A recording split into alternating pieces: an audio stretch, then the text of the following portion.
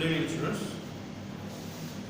Last લેક્ચરની અંદર આપણે chapter number 16 જે છે કમ્પ્લીટ કરેલું હતું. હવે આજે આપણે નવું ચેપ્ટર 16 પછી નંબર આવે 17 તો એ ચેપ્ટર ચાલુ કરી દઈએ. બરાબર? તો ચેપ્ટર નંબર 17 સૌથી પહેલા પ્રકરણ નંબર 17 એટલે કે ચેપ્ટર નંબર 17 નું નામ સમજીએ. કેમ કે નામમાં બધું રાખેલું હોય છે.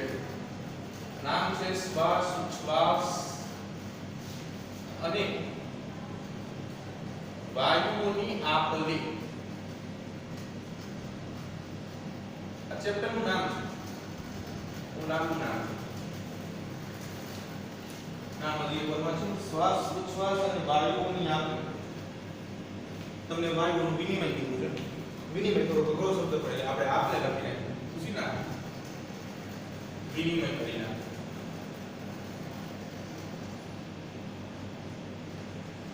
હવે સૌથી પહેલા આપણે આ ચેપ્ટર કેવા છે કે જે જીવનમાં જરૂરી છે. આપણા બોડીની અંદર આ બધી ક્રિયાઓ થાય છે એટલે આપણે કીધું કે આ માનવ દેહ ધર્મ વિદ્યાના ચેપ્ટર કહેવાય. માનવની અંદર આવી બધી દૈહિક ક્રિયાઓ થતી હોય કે જેમાં બોડીની અંદર ક્રિયા થાય અને બોડી આખે ભાગ ભજવે જ તે આમાં.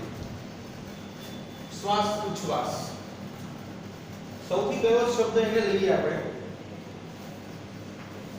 તો શબ્દ કે છે કે ભાઈ શ્વાસ ઉચ્છ્વાસ. આખો મોટો શબ્દ છે પણ એના બે ભાગ કરી નાખીએ તો ઈઝી પડશે આપણને. પહેલો શબ્દ બનશે શ્વાસ, બીજો શબ્દ બનશે ઉચ્છ્વાસ. શ્વાસ શું છે તો કે વાતાવરણની અંદર ઓક્સિજન આવેલો છે 20.948% નિયર ઇક્વલ ટુ 21%. તો આપણે શું કરીશું શ્વાસ જે છે ને એને શરીરમાં દાખલ કરીશું. નાકથી આપણે શ્વાસ લઈશું તો એને આપણે કહીશું શ્વાસ. એટલે એની વૈજ્ઞાનિક બાયોલોજિકલ વ્યાખ્યા બનાવી દઈએ. ચાલો તો શ્વાસ શું છે તો કે વાતાવરણમાં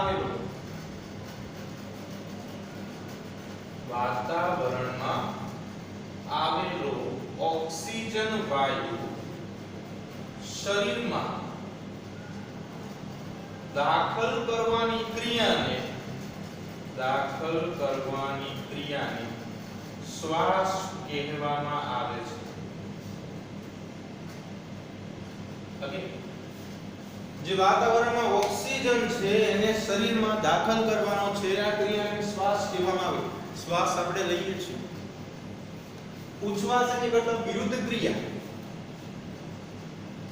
એટલે કે શરીરમાં નિર્માણ પામે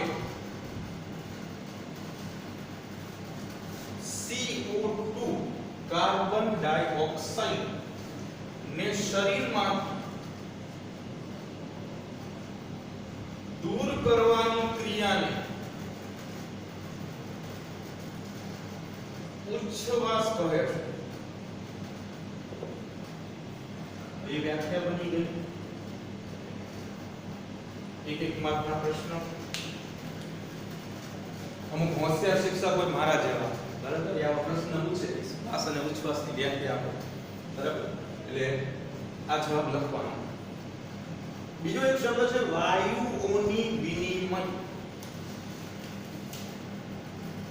અથવા તો વાયુઓનું વિનિમય.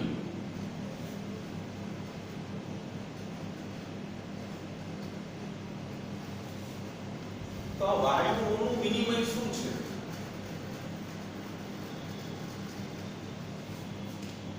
તો વિનિમય હમણાં શબ્દ લખ્યો પણ સારો શબ્દ ખરાબ શબ્દ નો.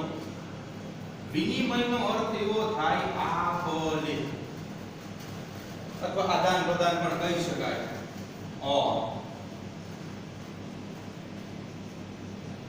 આદાન પ્રદાન. તો તમને અહીંયા કે આદાન પ્રદાન કેવું લાગ્યું? ખરા કે મસ્ત લખી નાખ્યું કે ભાઈ શ્વાસ ઉચ્છ્વાસ ને વાયુઓનું વિનિમય તો થાય છે આદાન પ્રદાન. શું આદાન પ્રદાન થાય છે એની વાત કરી. તો મનુષ્ય જે છે એ શ્વાસની ક્રિયામાં અને ઉચ્છ્વાસની ક્રિયામાં વેરાયટી ઉત્પન્ન કરે છે. શ્વાસમાં ઓક્સિજન લે છે, જ્યારે ઉચ્છ્વાસમાં CO2 મુક્ત કરે છે.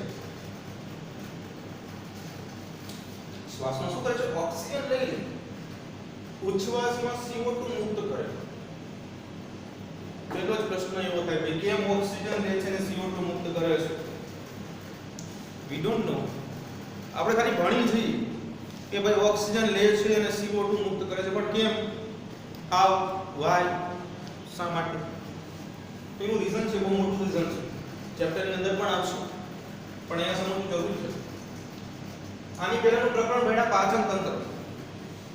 પાચન તંત્રની અંદર આપણે એવી વાત કરી કે મનુષ્ય માટે જે પોષક ઘટકો જે છે, એ પોષક ઘટકો પૂરા પાડવા માટે એને ખોરાક લેવો પડે. એ મહાઅણુઓ સ્વરૂપનો ખોરાક આપણે સરળ અણુઓમાં રૂપાંતરણ કરી છે, અને એ સરળ અણુઓની અંદર રહેલો જે ખોરાક જે છે એ સરળ અણુ સ્વરૂપે રુધિરની અંદર શોષાય છે, જેને આપણે અધિશોષણ કહીએ છીએ.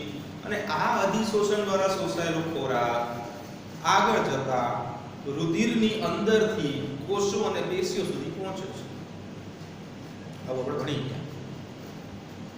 દરેક કોષને અને દરેક પેશીને પોષક ઘટકો મળી રહે છે. એવી ને એવી બીજી જરૂરિયાત છે જીવવા માટે ઓક્સિજનની. ઓક્સિજન ન મળે તો માણસ મૃત્યુ પામે. તો ઓક્સિજન જે છે એ દરેક પેશી કોષો સુધી પહોંચાડવો પડે, અને એ કામ તે આપણું રુધિર જ કરે છે. તો પ્રોસેસ શું થાય છે, હવે એની વાત કરીએ. આ એક રુધિર વાહિની છે કે જેની અંદર રુધિર જે છે એ આગળનું છે.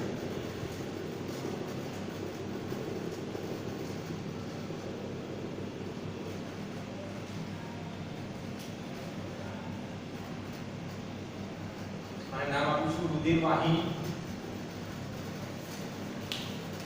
અને ચાલો પેશીય ઘટકો આપણે દોરી નાખીએ નાની. ચાલો આગળ આપણે પેશી. તો શું થાય છે કે ભાઈ ઓક્સિજન જે આપણે ગ્રહણ કરી છે એ અંતે રુધિર વાહિનીઓની અંદર ઓગળી જાય છે. આપણે જોશું પાછળ કેવી રીતે ઓગળે છે. તો ઇન્સ્ટોટ અહીંયા ઓક્સિજન વધી ગયું, ચાલો ઓક્સિજન આ ગઈ, ઓક્સિજન આ ગઈ, ઓક્સિજન આ ગઈ, ઓક્સિજન આ ગઈ, આવી ગયા ઓક્સિજન, ઘણા બધા ઓક્સિજન થઈ ગયા. તો આટલા બધા ઓક્સિજન છે, એ ઓક્સિજન જે છે એ ઓક્સિજન આ પેશી લઈ લે છે. એને જરૂર છે. પ્રશ્ન એવો થાય ઓક્સિજનની જરૂર કેમ છે? શ્વાસની ક્રિયા, સાચી વાત છે, પણ બીજી એક અગત્યની વાત એવી છે કે જે સામાન્ય ઘટકો છે એનું દહન કરવાનું છે, આપણે ઊર્જા મેળવવાની છે. તો એટલા માટે આપણે અહીંયા ઓક્સિજનની જરૂર છે. તો ઓક્સિજન મળી ગયું, ચાલો ઓક્સિજન સ્વીકાર્ય થઈ ગયું. પ્રશ્ન એવો છે કે ભાઈ આ ઓક્સિજન CO2 માં કેમ રૂપાંતરિત થઈ ગયું? હવે એનો જવાબ આપી દઈએ. પેશી જે છે એ ઘણી બધી ક્રિયાઓ કરે છે, અને એની અંદરથી કેટલાક કાર્બનિક ઘટકો સ્વરૂપે CO2 એક ઉત્સર્ગ દ્રવ્ય તરીકે મુક્ત કરે છે. ઉત્સર્ગ વાયુ સ્વરૂપે મુક્ત કરે છે. એટલે અહીંયાથી જે CO2 ઉત્પન્ન થયો છે, કાર્બન ડાયોક્સાઇડ, એ કાર્બન ડાયોક્સાઇડ આમાં ઠલવાય છે, જે વિવિધ ક્રિયાઓ દ્વારા ઉત્પન્ન થયો છે. વિવિધ ક્રિયાઓ દ્વારા સર્જાયેલ નકામો વાયુ કહેવાય. CO2 એ CO2 જે છે એ અહીંયા પાછો જશે અને CO2 ફરી વખત ઉચ્છ્વાસ સ્વરૂપે બહાર નીકળશે. તો આ રીઝન છે એનું શા માટે આવું થાય. વનસ્પતિની અંદર વાત કરી તો વનસ્પતિ પણ શ્વાસની ક્રિયા કરે છે. વનસ્પતિમાં નજરઅંદાજ કરી લઈએ આપણે કે ભાઈ વનસ્પતિઓ ક્યાં છે. તો વનસ્પતિઓ અહીંયા જ છે. તો વનસ્પતિની અંદર શું છે કે શ્વસન માટે વાયુરંધ્ર નામની રચના આવેલી હોય. શ્વસનની ક્રિયા માટે વાયુરંધ્ર આવેલા, સ્ટોમાટા કહેવાય આના અંગ્રેજીમાં. આ વાયુરંધ્ર જે છે એ લીલા ભાગોમાં પર્ણ છે, લીલું પ્રકાંડ હોય ત્યાં જોવા મળે. બરાબર. વાયુરંધ્ર કેવા હોય તો એની પણ આપણે વાત કરી લઈએ. દ્વિદળી વનસ્પતિની અંદર વાયુરંધ્ર હું તમને દોરીને બતાવું છું, લાઈક ધીસ આવા હોય.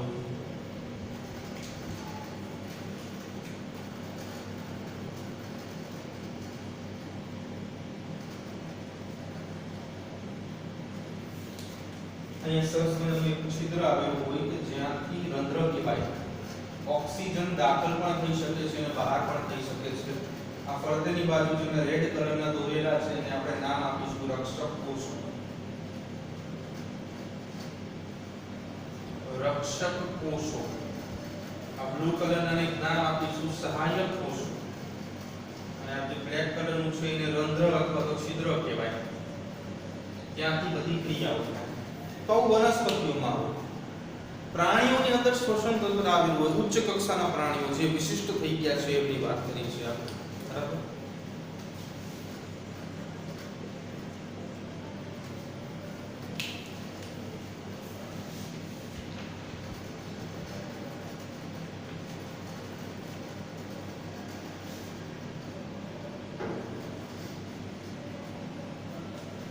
તો આ બંને ક્રિયાને ધ્યાનમાં લઈ શ્વાસ અને ઉચ્છ્વાસ એટલે સંયુક્ત રીતે શ્વસન હેઠળ મૂકશું આપણે. શ્વસન રેસ્પિરેશન. અને આપણે આવું નવું વનસ્પતિઓમાં પણ ભણવાનું છે. 14મું ચેપ્ટર છે આપણું વનસ્પતિઓમાં શ્વસન. બરાબર. પણ અત્યારે આપણે પ્રાણીની વાત કરીશું.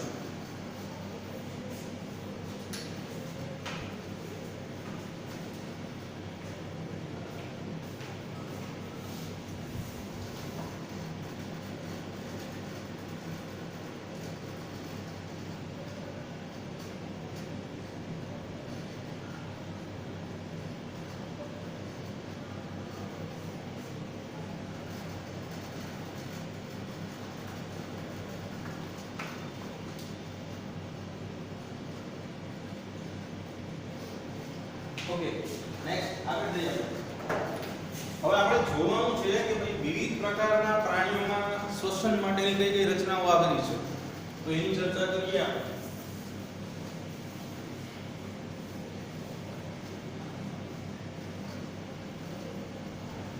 અને જવા દઈએ.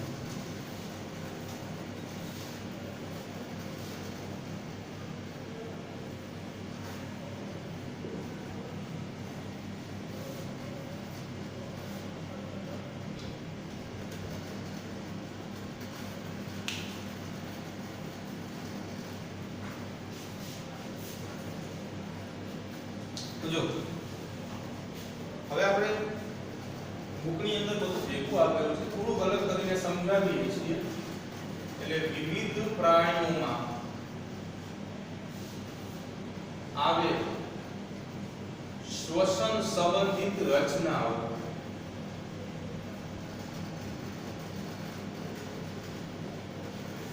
વિવિધ પ્રાણીઓમાં આવેલ શ્વસન સંબંધિત રચનાઓ. તો અહીંયા આપણે પ્રાણીઓ લખીશું. અહીંયા એની અંદર આવેલી રચનાઓનો અભ્યાસ કરીશું. ચાલો તો નંબર 1 થી શરૂઆત કરીએ આપણે. શરૂઆતમાં જે છે ને નીચ પ્રકારના જે સજીવો છે નીચાથી ઉપર તરફ જશું આપણે. જનરલી શું છે આ તો તમે 9મા ધોરણમાં ક્યાંક ને ક્યાંક ભણી ગયા છો. અમુક નામ છે અને નો ભણ્યા હોય તો આપણે 11મા ધોરણમાં ચેપ્ટર નંબર 4 માં ભણવાનું છે. ઘણું મોટું ચેપ્ટર છે. બધા પ્રાણીઓ વિશે વાત કરશું. તો અહીંયા સૌથી પહેલા આપણે લઈશું ધ્યાનમાં નીચલી કક્ષાના અપૃષ્ઠવંશી પ્રાણીઓ. નીચલી કક્ષાના અપૃષ્ઠવંશી પ્રાણીઓ. આના સિવાય વાદળી, કોષ્ઠાંતરી અને ચપટા કૃમિઓ. આ બધાની અંદર પ્રસરણની ક્રિયા થશે. શું થશે? પ્રસરણની ક્રિયા. આ પ્રસરણ શું છે? જો એમાં શું થાય કે ફોર એક્ઝામ્પલ કે પ્રાણી શરીર જે છે, જો અહીંયા આપણે વાદળીનું એક ઉદાહરણ આપ્યું છે. તો વાદળી જે છે એ સચિત્ર સમુદાયનું પ્રાણી છે. આવી રીતે હોય અને એ પાણીની અંદર હશે. આવી તો આસપાસ શું છે? તો કે ભાઈ પાણી છે. ચાલો આવી રીતે આપણે પાણી બતાવી છે. બરાબર. એની આસપાસ નકરું પાણી છે.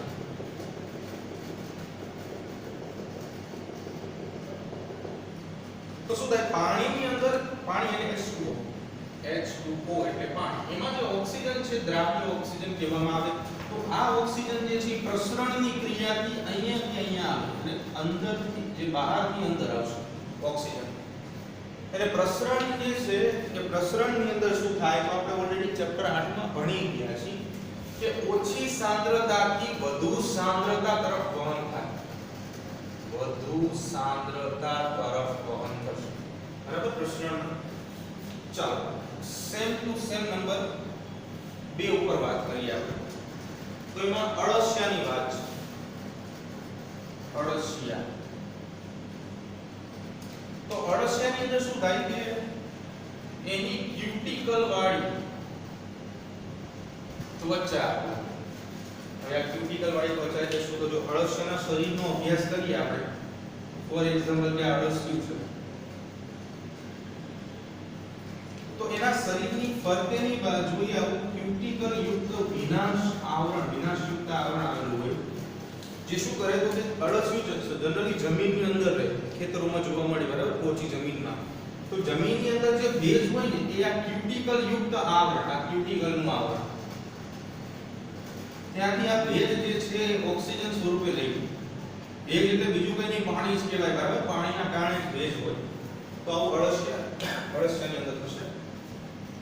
નંબર 3, કીટકોમાં શ્વાસ નલિકાઓ હોય.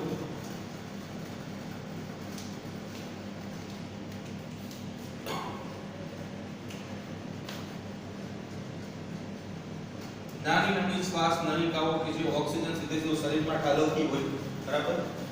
અને આ નલિકાઓ જે છે છિદ્ર મારફતે શરીરની બહાર નીકળતી હોય. ફોર એક્ઝામ્પલ આપણે જો દોરી લઈએ, સમજી લઈએ કીટકમાં. તો આવું કોઈ કીટક છે, ચાલો જનરલ બોડી દોર્યું છે. તો એમાં શું હોય કે આવી રીતે શ્વસન છિદ્રો જે છે શરીરની બહાર હોય અને આ શ્વસન છિદ્ર જે છે એમાંથી ઓક્સિજન જે છે આવી રીતે અંદર આવતો હોય.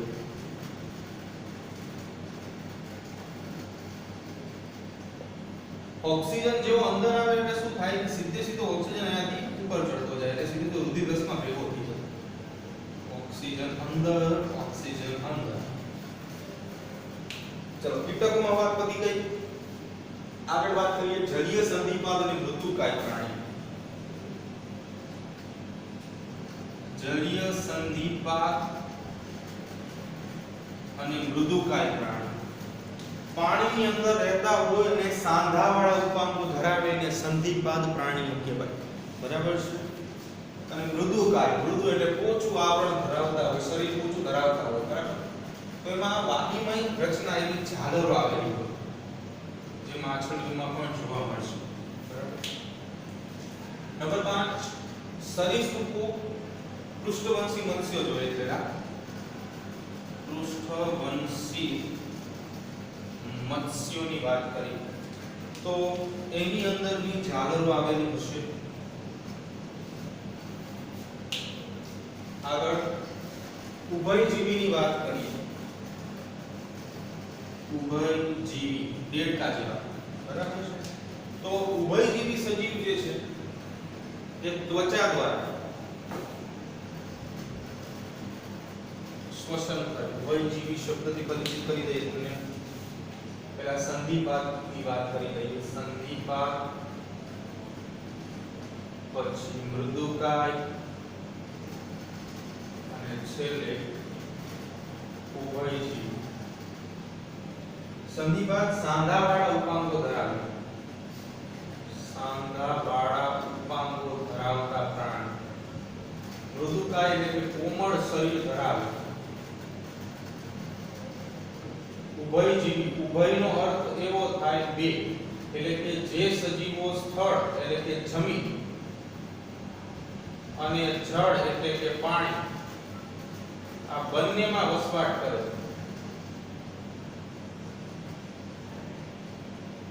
એને ઉભયજીવી પ્રાણી કહેશું, બરાબર. અને છેલ્લે આપણો વાત એટલે સરીસૃપો, પક્ષી અને સસ્તન. ચલો અહીંયા લખી નાખીએ. નંબર 7, સરીસૃપો, પક્ષી અને સસ્તન. આ ત્રણે ત્રણ જે છે એ ફેફસા દ્વારા શ્વસનની ક્રિયા. સરીસૃપો શબ્દ તમારા માટે કદાચ નવો હશે. તો પેટે ઢસડાઈને ચાલતા પ્રાણીને સરીસૃપ કહેવામાં આવે.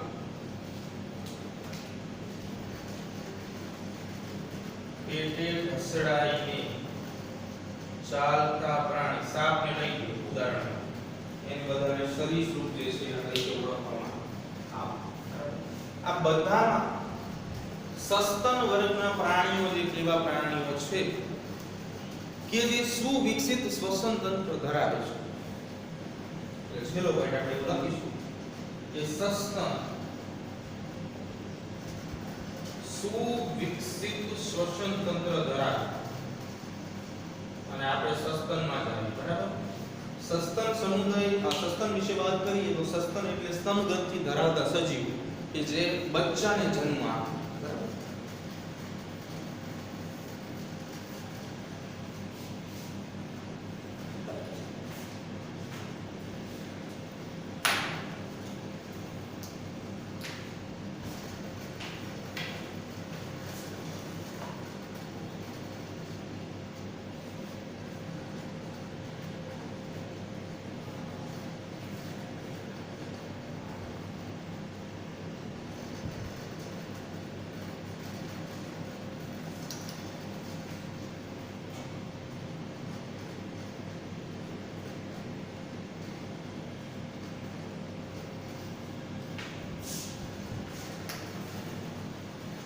ઓકે, તો સામાન્ય પ્રોટોજોને લીધા બાદ આપણે ડાયરેક્ટ જવાનું છે મનુષ્યના શ્વસન તંત્ર ઉપર.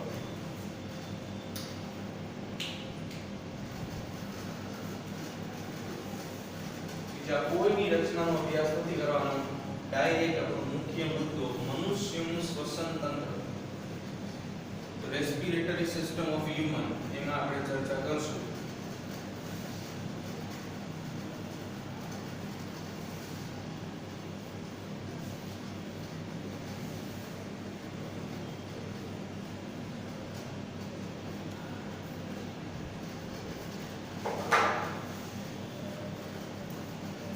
આગળનો મુદ્દો માનવનું શ્વસન તંત્ર.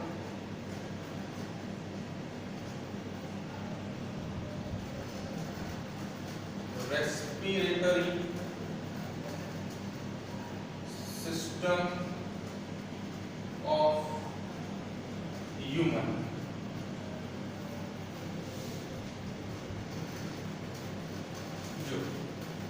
તો માનવ શ્વસન તંત્રની અંદર કઈ કઈ રચનાનો સમાવેશ થાય છે?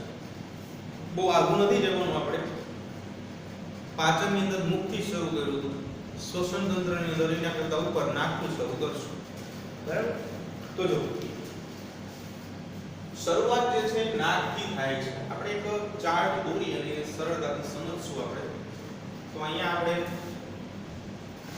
માનવ શ્વસન તંત્ર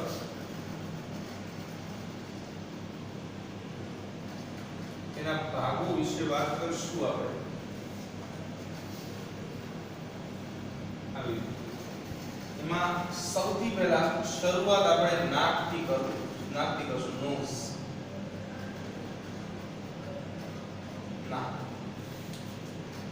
તો નાક જે છે એ ત્રણ ભાગો ધરાવે છે. એમાં શરૂઆતમાં જે તમે વિસ્તાર જોવો છો બહારની બાજુ જે છિદ્ર હોય એને બાહ્ય નાસિકા છિદ્ર કહેવામાં આવે છે. શું કહેવામાં આવે? બાહ્ય નાસિકા છિદ્ર. એટલે હવે આપણે લખીશું બાહ્ય નાસિકા છિદ્ર. બીજા નંબર ઉપર આપણે વાત કરીશું નાસિકા કોટર વિશે, અને અંદર લાસ્ટમાં અંતઃનાસિકા છિદ્ર. બાહ્ય નાસિકા છિદ્ર મારફતે ઓક્સિજન જે છે, શ્વાસ જે છે આપણે અંદર લઈએ છીએ. નાસિકા કોટર અંદરના બાજુએ આવેલા હોય છે, અને અંતઃનાસિકા છિદ્ર જે છે અંદરની બાજુ ખુલે સીધા કંઠનળી, મુખમાં ખુલશે પછી કંઠનળીમાં આગળ જશે. તો નાસિકા કોટર જે છે, નાસિકા કોટર, આ કોટરમાં રોમમય રચના, જેને નાકના વાળ કહેવામાં આવે, એ આવેલા હોય છે. રોમમય રચના કે જેને નાકના વાળ કહેવામાં આવે. આનું મુખ્ય કાર્ય જે છે એ ગળણી જેવું છે, એટલે કે ગાળણ કરે. શું કરે? ગાળણ કરે.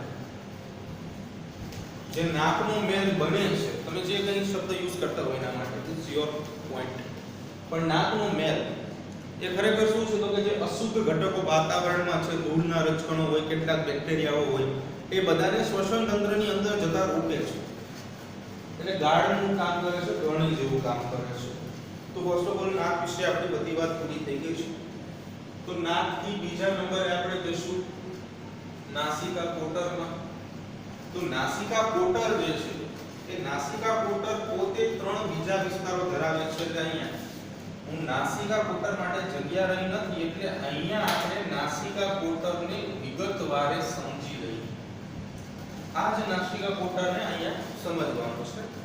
તો નાસિકા કોટર ત્રણ મુખ્ય વિસ્તારો ધરાવે છે. એટલે એમાં નીચેનો ભાગ, બીજા નંબર ઉપર મધ્ય ભાગ અને ત્રીજા નંબર ઉપર ઉપરનો ભાગ.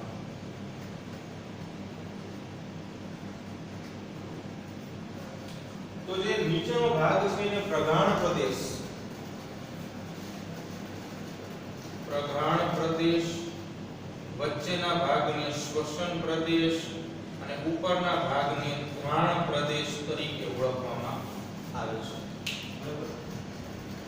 નેક્સ્ટ, ચલો નાકની બધી વાત પૂરી. અહીંયા આગળ જઈએ કંઠનળી. તો બીજો એનો વિસ્તાર છે કંઠનળી. તો કંઠનળી જે છે એ બીજા ત્રણ ભાગમાં વિભાજિત થયેલી છે. કયા કયા ત્રણ ભાગમાં વિભાજિત થયેલી છે હવે એની વાત કરી લઈએ આપણે. તો સૌથી પહેલા નાસિકા કંઠનળી, મુખનાળીય કંઠનળી અને સ્વર કંઠનળી. આવા ત્રણ ભાગોમાં વિભાજિત થયેલી મુખનાળી અને મુખ કંઠનળી પણ કહેવામાં આવે. નાસિકા કંઠનળી નાક સાથે સંલગ્ન છે. મુખનાળીય કંઠનળી મુખ સાથે સંલગ્ન છે. સ્વર કંઠનળી આપણે આગળનો પોઈન્ટ છે, સ્વર પેટી સાથે સંલગ્ન છે. સ્વર પેટી, સ્વર પેટીનું મુખ્ય કામ શું છે તો કે કંઠનળી અને અન્નનળીને જોડવાનું કામ સ્વર પેટી કરે. કંઠનળી અને શ્વાસનળી, શ્વાસનળીને જોડવાનું કામ કરે. આ સ્વર પેટી જે છે, સ્વર પેટી, એની અંદર એક દંડ આવેલો હોય કે જેને સ્વર દંડ કહેવામાં આવે, વોકલ કેબલ કહેવાય છે. આ સ્વર દંડ જે છે ધ્રુજારી ઉત્પન્ન કરે અને એના કારણે આપણો અવાજ આવે. સ્વર દંડ જે છે એ શું કરે? ધ્રુજારી ઉત્પન્ન કરે અને એના આધારે અવાજ મુક્ત થાય. આ સ્વર દંડ જે છે ને એ સ્ત્રીઓમાં અને નાના બાળકોમાં ઓછો વિકસિત હોય, પણ પુખ્ત પુરુષ જે હોય ને, મેચ્યોર થઈ ગયા હોય, એમાં વધુ વિકસિત હોય. એટલે કે નાના બાળકો અને સ્ત્રીઓ એમાં અલ્પ વિકસિત હોય સ્વર દંડ, અને મોટા પુરુષ એટલે પુખ્ત પુરુષમાં વિકસિત હોય.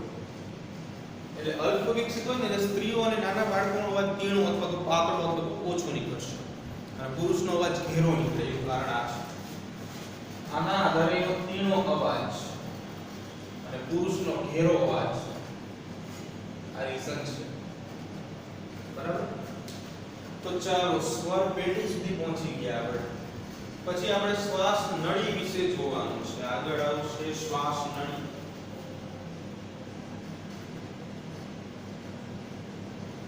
શ્વાસ નળીની લંબાઈ 12 સેન્ટીમીટર છે. લંબાઈ 12 સેમી અને પહોળાઈ 2.5 સેમી. આ શ્વાસ નળી જે છે એ સીધી ફેફસામાં પ્રવેશી જશે. આગળ લખીશું ફેફસા લંગ્સ અને વાયુનું વિનિમય અહીંયા થશે અહીંયા વાયુનું વિનિમય થશે તો આ આપણું આખું શ્વસન તંત્ર આવી ગયું એક જ સાથ આખા શ્વસન તંત્રનો માર્ગ તમને કહી દઈ તો શ્વસન માર્ગ શું છે અત્યારે આના આધારે શ્વસન માર્ગ લખાવો છું આના પછીનો જે ટોપિક આવશે એમાં ડિટેલમાં લખાવું છે તો શ્વાસ માર્ગ શું થશે તો સૌથી પહેલા નાક બરાબર પછી ક્યાં જશે કંઠ નળી પછી ક્યાં જશે સ્વર પેટી અને પછી ક્યાં જશે શ્વાસ પછી ક્યાં જશે ફેફસા બહુ શોર્ટમાં શ્વસન માર્ગ લખાયો છે આપણે બરાબર આનો પણ યુઝ કરી શકાય આપણે બાહ્ય નાસિકા છિદ્ર કોટરો અંતનાસિકા છિદ્ર પછી કંઠ નળી સ્વર પેટી શ્વાસ નળી ફેફસા તો એ બીજો માર્ગ લખાઈ દઉં છું તો સૌથી પહેલા શું આવશે એમાં બાહ્ય નાસિકા છિદ્ર પછી આવશે નાસિકા કોટર પછી આવશે અંતઃનાસિકા છિદ્ર પછી આવશે કંઠ નળી પછી આવે સ્વર પેટી પછી આવે શ્વાસ નળી અને પછી આવે આપણા ફેફસા બરાબર અહીંયા સુધી માર્ગ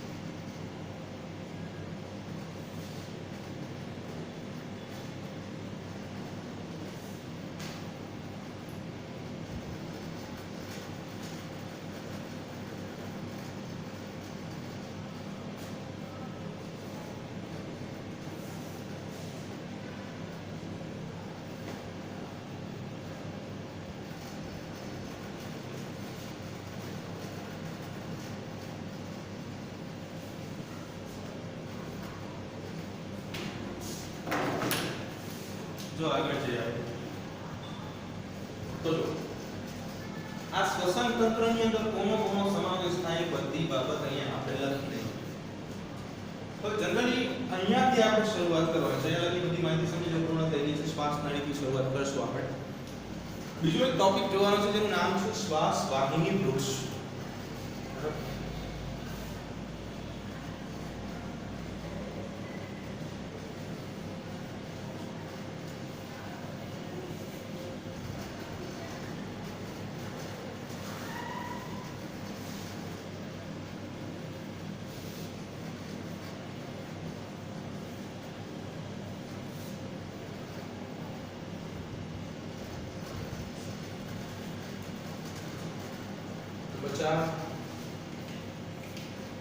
આગળનો પોઈન્ટ આપણો શ્વાસ વાહિની વૃક્ષ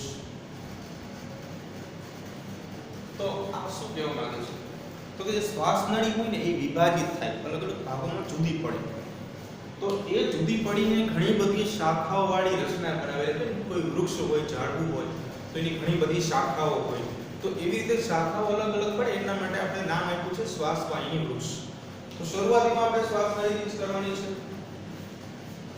તો કે જે શ્વાસ નળી છે એ બે ભાગમાં વિભાજિત થાય જમણી બાજુએ જે જાય એટલે એને કહેવામાં આવે જમણી શ્વાસ વાહિની અને ડાબી બાજુ ડાબા ફેફસામાં જાય એને કહેશું ડાબી શ્વાસ વાહિની હવે આ જમણી અને ડાબી શ્વાસ વાહિની બંને વિભાજનની ક્રિયા કન્ટિન્યુઅસ દર્શાવે બરાબર એટલે આ શ્વાસ વાહિની જે છે એનું રૂપાંતર આ બધી ફેફસામાં પહોંચી જાય ફેફસામાં દાખલ થાય એટલે બનાવ્યું દ્વિતીયક. તો પ્રાથમિક આને કહેવાય દ્વિતીયક શ્વાસ વાહિની.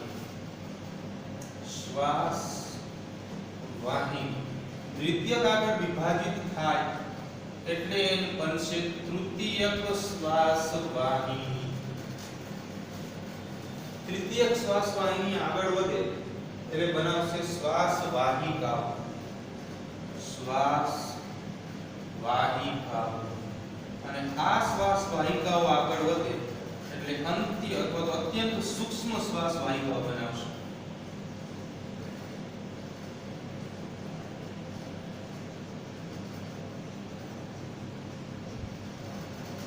અને આ છેલ્લે વાયુ કોષ્ઠો પર ખુલશે. વાયુ કોષ્ઠો પર આ છેલ્લે ખુલશે. બરાબર. તો આ આખા કોઈ માર્ગ છે આ શ્વાસ વાહિની વૃક્ષ તરીકે ઓળખાય. સમજ કેવી રીતે બને છે. બરાબર. તો સૌથી પહેલા શ્વાસ નળી દોરી આપો. ફોર એક્ઝામ્પલ કે આ શ્વાસ નળી છે, એમાંથી બે જુદા જુદા ભાગો પાડે છે.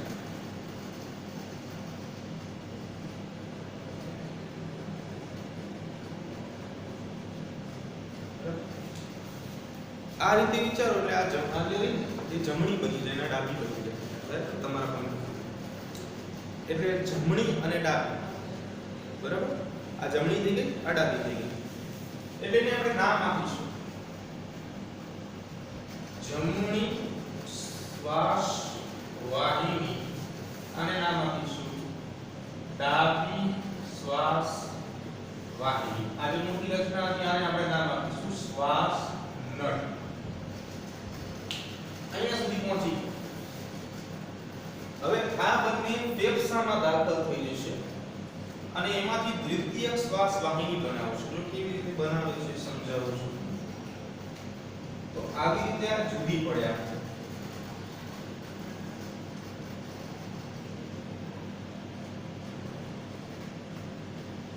એટલે આ જે બને એને નામ આપીશું આપણે દ્વિતીયક શ્વાસ વાહિની. દ્વિતીય ક્યાંથી આગળ વધે એટલે ફરીવાર વિભાજિત થાય.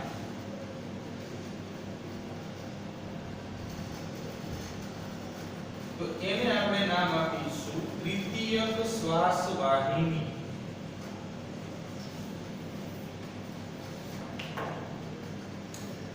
તૃતીયક પૂરી થાય પછી એમાંથી શ્વાસ વાહિકાઓ જોવા મળે. શ્વાસ વાહિકાઓ એના કરતા પણ પાતળી રચના.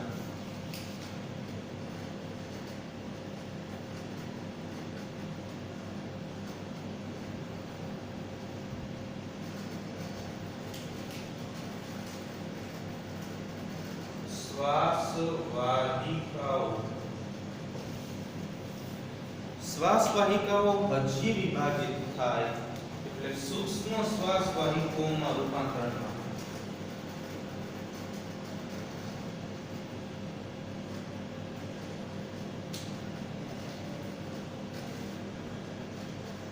સૂક્ષ્મ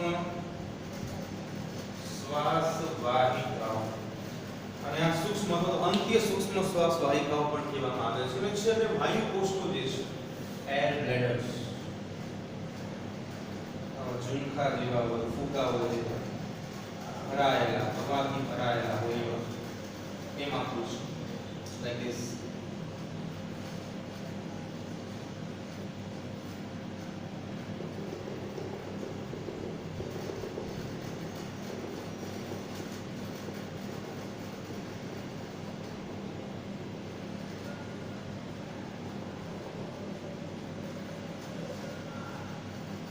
વાયુ કોષ. તો આ આખે આખું બની ગયું શ્વાસ વાહિની વૃક્ષ. હવે અમુક મુદ્દા બીજા જોઈ લઈએ આપણે કે ખાસ કરીને શ્વાસ નળી જે છે અહીં શરૂઆત કરી જગ્યા છે એટલે શ્વાસ નળીની વાત કરી. આ શ્વાસ નળી વિભાજિત થઈ ગયો ડાબી અને જમણી. શ્વાસ નળી જે છે ને સીધી નળીકામય રચના છે. સીધી નલિકામય રચના. પણ આવડિયા જે છે એ મધ્યસ્થ ઉરસીય ગુહામાં મધ્યસ્થ ઉરસીય ગુહામાં પાંચમી કશેરુકા પાસે વિભાજિત થાય. બીજો શબ્દ મધ્યસ્થ. ઉરસ એટલે છાતીનો ભાગ. છાતીનો ભાગ છે ને અહીંયા જે પાંચમી કશેરુકા પાછળની બાજુ આપણે કરોડરજ્જુ આવેલું હોય તો કરોડ સ્તંભમાં ઘણી બધી કશેરુકાઓ છે. એમાં પાંચમા નંબરની જે કશેરુકા છે ત્યાં શું થઈ જશે વિભાજિત થશે અને બે ભાગ એટલે કે જમણી અને ડાબી શ્વાસ વાહિનીમાં વિભાજિત થઈ જશે. બરાબર છે. બીજું જે આપણે જાણીએ છીએ ઘાટી ઢાંકણ. આના વગર તો આપણું જીવન અધૂરું છે. ઘાટી ઢાંકણ શું છે? તો ઘાટી ઢાંકણની જો વાત કરીએ કે સ્થિતિસ્થાપક પડદો છે. સ્થિતિસ્થાપક પડદો છે જે અન્નનળીમાંથી પસાર થતા ખોરાકને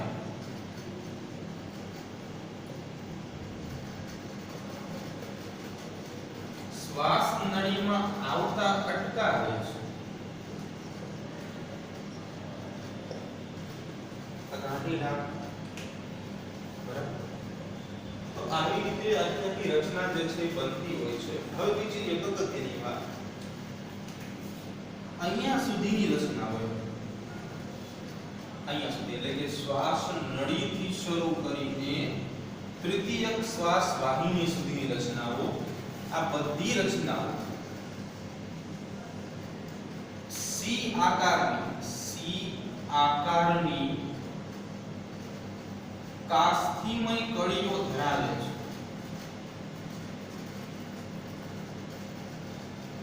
કાસ્થિમય કળીઓ શું હોય જો તો આજે શ્વાસ નળી આપણે દોરી ને તો એ શ્વાસ નળી આપણે આમ દોરી છે પણ ખરેખર એમાં આવી રચના હોય સી આકારની કળીઓ હોય લાઈક ધીસ. આ કળીઓનું કામ શું છે જો તો જનરલી આપણે શ્વાસ લેતા હોય ને અંદરની તરફ તો આ કળીઓ જે છે ને એ પહોળી થાય એટલે નળી જે રહી આમ પહોળી થાય સેજ આમ. તો નળીઓ પહોળી થવાથી શું થાય તો કે શ્વાસ અંદર જશે. પણ એની કરતા ઊંધું વિચારો. આપણે ઉચ્છ્વાસ કાઢવાનો હોય એટલે કે CO2 બહાર કાઢવાનો હોય તો આજે કડીઓ રહી આમ સાંકડી થઈ જાય. તો સાંકડી થઈ જાય ને એટલે શું થાય કે જો હવે તમે એવું વિચારો કે કડીઓ છે જ નહીં તો કડી નથી. સિમ્પલ હું દોરું છું આવી રચના છે. ચાલો તો ઉચ્છ્વાસ દરમિયાન શું થાય કે ઉચ્છ્વાસ દરમિયાન આપણી જે દીવાલ હોય એનું સંકોચન થાય દબાય અને એને કારણે આ નળી જે છે ચોંટી જાય. બીજી વાર શ્વાસ અને ઉચ્છ્વાસની ક્રિયા જ ન કરી શકીએ આપણે. પણ આ કડીઓ જે છે સી આકારની કડી, આ સી આકારની કડીના કારણે શું થાય છે તો કે કડી જે છે એ બે વચ્ચે આમ સામે સામે જગ્યા રાખે છે વચ્ચેની બાજુ, જેના કારણે બીજી વાર શ્વાસની ક્રિયા અને ઉચ્છ્વાસની ક્રિયા થાય. કડી ન હોય તો આમ બે ચોંટી જાય. કડીના કારણે આમ સુધી નજીક આવે એટલે વચ્ચે ગેપ રહે અને પાછું જે છે બંને છૂટા પડી શકે.